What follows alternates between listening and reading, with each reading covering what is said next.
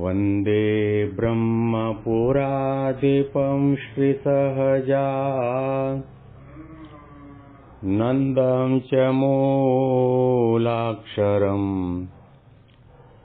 श्रेयस्कारणसद्गुणैकनिलयम् श्रीप्रागजिं भावत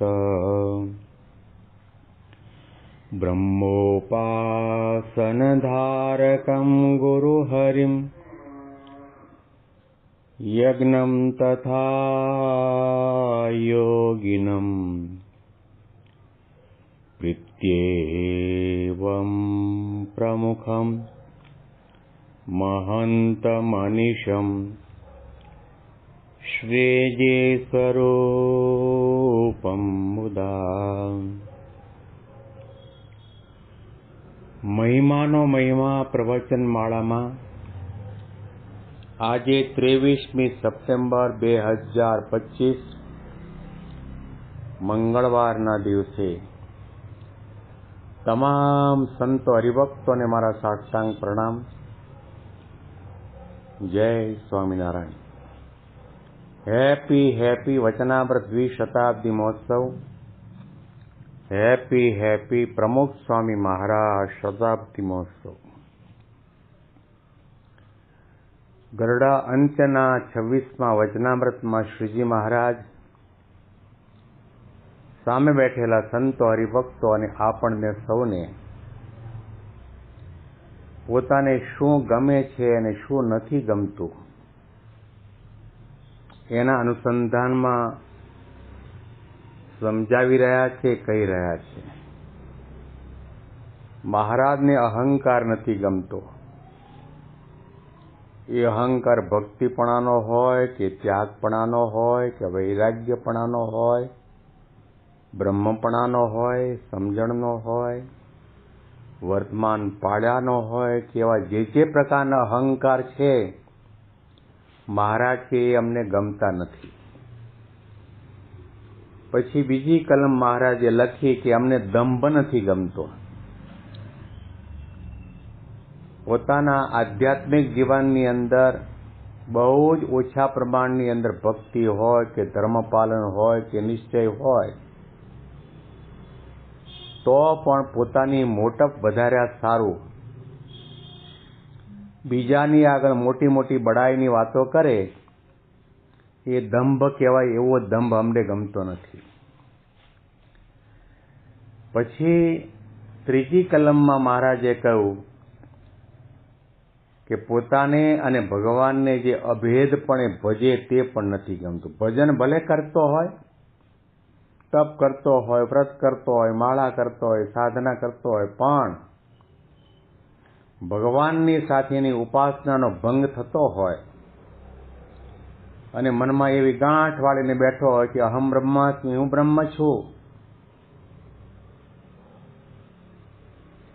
સ્વામી સેવક ભાવનો નાતો તૂટી જતો હોય તો મહારાજ એ પણ અમને ગમતું નથી. અને ત્યાર પછી ચોથો મુદ્દો મહારાજે બતાવ્યો કે કોઈ પણ સંતે, હરિભક્ત કે મુમુક્ષુએ કોઈ નિયમ ધારણ કર્યો એ ઘડીકમાં મૂકી દે અને વળી પાછો ઘડીકમાં પાળે. નિયમ ધર્મની અંદર, ભક્તિની અંદર, સત્સંગની અંદર, સેવાની અંદર જે શિથિલ વર્તતો હોય મહારાજ એ અમને ગમતું નથી. અને પાંચમા મુદ્દામાં મહારાજે કહ્યું કે ભગવાનનો મહિમા બહુ સમજતો હોય તો પણ પોતાની જાતને અતિશય તુચ્છ સમજે એ નથી ગમતું. એટલું જ નહીં પરંતુ દેહથી જુદો જે આત્મા તે રૂપ પોતાને ન માને તે ન ગમે. એટલે કે આત્મનિષ્ઠા દૃઢ ન કરી હોય, દેહ ભાવે વર્તતો હોય, દેહ ભાવે સત્સંગ સેવા ભક્તિ કરતો હોય તો મહારાજથી અમને ગમતું નથી. અને એટલા માટે તો મહારાજે વચનામૃતમાં ત્યાં સુધી હૈયાના કમાડ ખોલી નાખે, આપણી આંખો ઉઘાડી નાખે એવા પ્રકારના શબ્દો મહારાજે કહ્યા કે જોનારો રૂપને જુએ, કુરૂપને જુએ, દુનિયાના પદાર્થ માત્રને જુએ, પરંતુ જોનારો જો પોતે પોતાને નથી જોતો અને તે કદાચ વિદ્વાન હોય, સાધુ હોય, સદગુરુ હોય, આચાર્ય હોય, આચાર્યનો દીકરો હોય, ભગવાનનો દીકરો હોય, ગમે તેટલા લાખો કરોડો રૂપિયાની સેવા કરતો હોય, તો પણ જો પોતે પોતાને નથી જોતો તે મૂર્ખમાં મૂર્ખ છે, અજ્ઞાનીમાં અજ્ઞાની છે, નીચમાં નીચ છે, ઘેલામાં ઘેલો છે. 4 મહા ઉપાધિ આપી દીધી. મહારાજે આવા શબ્દો વાપર્યા છે. શા માટે? કારણ કે સૃષ્ટિનું સર્જન થયું ત્યારથી સૌ કોઈ પરોક્ષ રીતે, પ્રગટ રીતે ભક્તિ સાધના કરવાવાળા દેહ ભાવે જ સત્સંગ કરે છે, આત્માનો વિચાર કરતા જ નથી. ઘડી બે ઘડી સમય મળે આંખો બંધ કરીને વિચાર કરો કે હું દેહ નથી, હું આત્મા છું, ગુણાતીત છું, બ્રહ્મ છું. મહંત સ્વામી મહારાજે ધ્યેય મંત્ર આપણને આપ્યો, અક્ષરમ અહમ પુરુષોત્તમ દાસોસ્મિ, અક્ષરમ અહમ પુરુષોત્તમ દાસોસ્મિ. ગુણાતીતાનંદ સ્વામીએ ત્યાં સુધી વાતમાં લખ્યું કે કથા કરે, કીર્તન કરે, વાતો કરે, પણ હું દેહ તે હું નહીં એવું ન માને તો પછી એને કોઈ દિવસ સત્સંગમાં સમાસ ન થાય, શાંતિ ન થાય, સંત અને ભગવંતનો રાજીપો પણ ન મળે. એટલે મહારાજનો સિદ્ધાંત છે બ્રહ્મરૂપ થઈને પુરુષોત્તમ નારાયણની ભક્તિ કરો. આ આપણો સિદ્ધાંત છે અને એને પણ મહારાજે શિક્ષાપત્રીમાં મુક્તિની સ્થિતિ બતાવી છે. તત્ર બ્રહ્માત્મના કૃષ્ણ સેવા મોક્ષિશ્ચ ગમ્યતા, કે પોતાના આત્માને 3 દેહ, 3 અવસ્થા અને 3 ગુણોથી પર થઈ પોતાના આત્માને બ્રહ્મરૂપ માની પુરુષોત્તમ નારાયણની ભક્તિ કરવી, એને અમે મુક્તિ કહી છે, એને અમે આત્યંતિક કલ્યાણ કહ્યું છે. 5 મુદ્દા કહ્યા અને ત્યાર પછી મહારાજ કહે છે કે હવે અમને જે ગમે છે એ કહીએ છીએ, નથી ગમતું એ તો જણાવ્યું. મહારાજને શું ગમે છે? ભગવાનનો મહિમા યથાર્થ સમજે અને પોતાના દેહથી વ્યતિરેક જે પોતાનો આત્મા તેને બ્રહ્મરૂપ સમજે અને ધર્મમાં દ્રઢ રહ્યો હોય અને ભગવાનની અચળ ભક્તિ કરતો હોય અને આવી રીતનો પોતે હોય તો પણ સત્સંગમાં કોઈ કાંઈ ન સમજતો હોય અને ભગવાનનો નિશ્ચય તો હોય, તેને મોટો જાણે, તેની આગળ પોતાને અતિ તુચ્છ જાણે, એ વાર્તા કર્યામાં પોતાના મુખે કરીને પોતાની સમજણનો કેપ કોઈની આગળ લગાર પણ જણાવે નહીં, એવો જે હોય તે અમને બહુ ગમે છે. સાધના કરતા કરતા કરતા કરતા કરતા એવી એક ઉચ્ચ ભૂમિકા સુધી પહોંચી જાઓ તો પણ સત્સંગમાં થાબડા જેવો હોય એને પણ તમે તમારાથી મોટો માનો,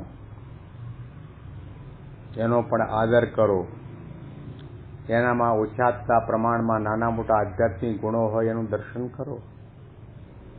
પોતાને જડબે સલાક પ્રગટ પુરુષોત્તમ નિષ્ઠાની દ્રઢતા થઈ હોય તો પણ એનો કેપ બીજા આગળ જણાવવો નહીં.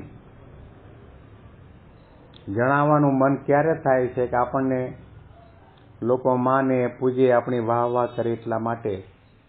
શ્રીજી મહારાજ કહ્યું કે અમને જે ગમે છે એ પ્રમાણે જે વર્તે એ અમને ગમે, અમને જે નથી ગમતું એ જેને ન ગમે એ અમને ગમે.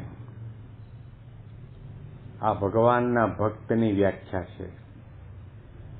શ્રીજી મહારાજને જે ગમે છે એનો પહેલા વિચાર કરવાની જરૂર છે. કંઈ પણ કદમ માંડો તે પહેલા વિચાર કરો કે આનાથી મારા ગુરુ, મારા ઈષ્ટદેવ રાજી થશે, અને આવી ક્રિયા કરવામાં, આવું ખાવામાં, આવું જોવામાં, આવું બોલવામાં, આવું સાંભળવામાં, આવું વિચારવામાં મારા ઈષ્ટદેવ અને મારા ગુરુ હરિ પુરાજી તો નહીં થાય ને, એ વિચાર કરીને પછી આગળ કદમ માંડો. નિરંતર સર્વ ક્રિયામાં પાછું વાળીને જોવું કે હું શું કરવા માટે આવ્યો છું અને શું કરી રહ્યો છું એનો તપાસ કરવો. બીજી ઘણી બધી આપણે તપાસ કરીએ છીએ કે અહીંયા મોટા મંદિરમાં આપણે ઉત્સવ સમયમાં જઈએ છીએ, સારામાં સારા ઉતારા કઈ બાજુ છે, વીઆઈપી ભોજનશાળા કઈ બાજુ છે, એનો આપણે વિચાર આવે છે. પણ આનો વિચાર આપણને આવે છે કે મહારાજને શું ગમે છે, સ્વામીને શું ગમે છે, એ વિચારતા નથી. એટલા માટે આપણે સત્સંગમાં આગળ વધી શકતા નથી. મહારાજના ગમા અણગમાના આ જે શબ્દો મહારાજે વચનાવતમાં કહ્યા, એના ઉપર વિશેષ મહિમાની વાતો આપણે આવતીકાલના પ્રવચનમાં સાંભળીશું. તમામ સંતો હરિભક્તોને મારા સાષ્ટાંગ પ્રણામ. જય સ્વામિનારાયણ.